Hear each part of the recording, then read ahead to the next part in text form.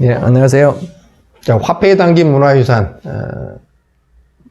선비의 은구문화, 특히 퇴계를 중심으로 계속 말씀을 드리겠습니다. 저는 정경환대 조민환 교수입니다. 우리가 전 시간에 잠깐 그 퇴계 선생님이 쓰셨던 그 글씨 가운데 이제 영위기. 사실 퇴계 선생은 우리가 전문적인 그 한국을 대표하는 그 어떤 예술적 재능 있는 사회가를 평가할 때는 퇴계 선생은 잘 거론되지 않습니다. 그런데 흔히 말해서 학자 서예가 내지는 뭔가 인품과 관련된 그런 서예를 말할 때는 반드시 그 퇴계 선생이 거론이 됩니다. 그리고 또 글씨도 많이 있습니다. 율곡 선생은 그런 점에서 참 글씨가 없기 때문에 율곡 선생의 그 필체를 통한 어떤 그 예술성을 좀 보기는 좀 힘든데, 사실은 이런 퇴계 선생 이런 그 글자 형태 자체 속에서 사실 당신이 지향했던 또 삶이 또 어떤 철학이 그대로 사실은 담겨 있습니다. 어떤 한 획 자체도 삐뚤어 이렇게 아무렇게나 내치지 않은 아주 정제된 그런 어떤 그 자세를 또 이런 글씨를 통해서 살펴볼 수가 있습니다. 이건 조금 나중에 좀 더 다른 작품을 통해서 잠깐 말씀드리기로 하겠습니다. 자, 우리가 이제 이 퇴계 선생의 퇴계가 어떻게 지어졌는가라고 하는 것을 이제 퇴계 선생의 그 글을 보면은 원래는 그 토계였다라고 합니다. 이 보시는 대로 이제 낙동강 상류 토계 동암에 이제 양진암을 지어놓고 독서에 전념하시다가 그때 흘러간 그 옆에 있던 토계를 퇴계라고 이렇게 계칭하고 이제 자신의 아우로 삼습니다. 그런데 이 토자나 퇴자나 사실은 그 비슷한 의미가 있습니다. 이제 토자는 이제 토끼, 토자고, 퇴자는 이제 그 물러날 퇴자인데, 원래 이제 토자는 이제 그 토끼가 이렇게 쭈그려 있는 그런 어떤 모양과 그 다음에 뒤에 꼬리가 있는 모양인데, 여러분들, 이 토끼 토자에서 이 꼬리가, 이게 꼬리인데, 이 꼬리가 안 보일 정도로 토끼가 도망가 버리는 글자는 면할 면자입니다. 그래서 토끼가 그렇게 빨리 도망가 버리면은 이제 위험으로부터 면할 수 있다.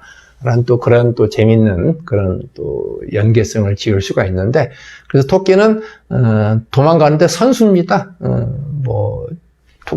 토끼는 풀만 뜯어 먹지, 여타 다른 어떤 짐승들 해칠 수 있는 그런, 짐승이 아니에요. 그러다 보니까 두 다리가 튼튼해서, 약 시속 한 10km 정도 달릴 정도의 굉장히 도망가는데 선수입니다. 그런데 이런 그 토끼와 관련된 또 재밌는 글자가 어디로 도망간다라고 할 때 편안한 일자에 여기 토끼 토자가 있습니다. 그럼 이제 갈착자고, 그래서 이제 이 편안할 일자는 원래 도망갈 일자입니다. 그래서 어디론가 탈출해버리면, 도망가버리면 또 편안한 삶을 누릴 수가 있다. 그런데 유학자들은 이 글자를 별로 좋아하지 않습니다, 사실은. 왜냐면 이 일자는 또 제 멋대로 한다라는 일자가 됩니다. 그런 점에서 유학에서 가장 금기시하는 단어 중에 하나가 미치광이 광자하고 요 일자입니다. 근데 어쨌든, 이 일자는 도가가 좋아하는 단어인데 굉장히 편안하면서 세속과 단절된 그런 삶을 상징하는, 그래서 은일이라고 보통 한 단어로 많이 말해집니다. 퇴계 선생은 이런 이 스스로를 경계하면서 자신의 삶을 이렇게 되돌아보는 글을 자명일이라고 하는 글을 통해서 이야기를 합니다. 보시는 대로 이제 남에서부터는 크게 어리석었고 자라나면서부터는 또 병도 많았네. 퇴계 선생이 이렇게 막 잔병치를 많이 했던 모양입니다. 그런데 오히려 잔병을 앓았던 분이 70세 정도의 그런 또 오래 사신 그런 또 삶을 사셨어요. 중년에 어떻게 되다가 학문 조가 있고 또 나름대로 벼슬도 아마 높은 벼슬을 하셨던. 자, 그런데 이제 결론적으로 이제 말씀드린 당신의 이야기는 벼슬길에 나아간 그런 상태에서는 여러 가지 당신이 추구했던 삶과 관련된 삶을 살지 못하셨던 것 같아요. 그러다 보니까 이제 물러나 이제 숨어 살기로 했다라는 그런 어떤 것들을 이제 자명이라고 하는 시를 통해서 이렇게 이야기를 합니다. 자, 그런데 사실 퇴계가 미리 보시면은 요 신퇴라고 하는 말을 퇴계라고 하는 시에서 합니다.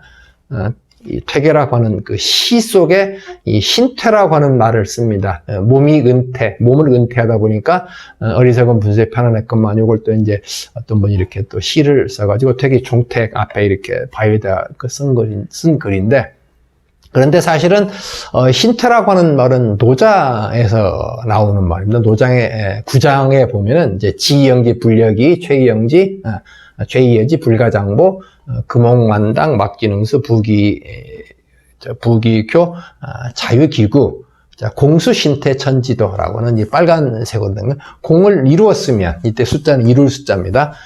몸을 물러나는 것이 이제 하늘의 도, 자연의 도다라고 하는 이런 그래서 금옥만당은 여러분도 혹시 중국 르누아르 영화를 좋아하시는 분들은 이 금옥만당이라고 하는 또 재밌는 그 영화, 또 아마 장국영이 나왔던 영화를 혹시 기억하시는 분이 있을지 모르겠습니다. 그래서 이렇게 공을 이루고 이름을 얻었으면은 그리고 이제 그 공 이룬 그 업적에 집착하지 말고 몸을 물러나는 것이 그게 자연의 도다라고 하는, 거기서 왕필이라고 하는 저 학자는 이렇게 사계절이 이렇게 결국은 바뀌는 그런 어떤 과정 속에서 봄, 여름 의 과정을 겪고 난 다음에 가을이 되면은 그 낙엽이 지고 그리고 열매 맺고 하는 그런 과정을 통해서 결국은 한 계절을 마무리하는 그 물러남의 어떤 그 시간이 있었다는 것이죠. 이런 식의 삶이 자연의 어떤 대법칙이고,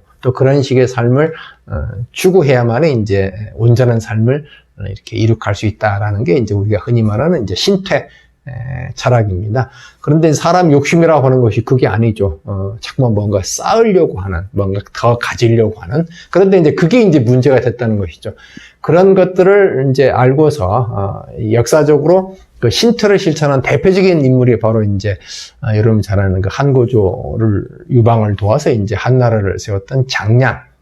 이라고 하는 분은 이제 결국 신퇴를 통해서 자신의 한 몸을 잘 보존할 수 있었고, 거기에 비해서 이제 특히 한신 같은 인물은 제나라 왕이 된 이후에 자기가 황제가 되려는 꿈을 꾸다가 결국은 이제 잡혀서 죽음을 당한, 그 죽었을 때 이 말했던 말이 유명한 말이 바로 토사 구팽이라고 하는 이 사냥을 했던 그 사냥개가 더 이상 사냥감이 없으면은 주인에 의해서 결국은 삶아 먹혀버린다라고 하는, 우리가 토사구팽이라고 하는 걸 흔히 사용하는 이런 어떤 고사성어를 이야기했던 그런 한신의 비극적인 삶에 비해서 소아도 마찬가지로 이렇게 온전한 죽음을 맞지 못합니다. 장량은 오히려 신퇴했기 때문에 자신의 한 몸을 온전히 보존할 수 있었고, 그 다음에 여러분들이 이제 그 와신상담 관련해서 너무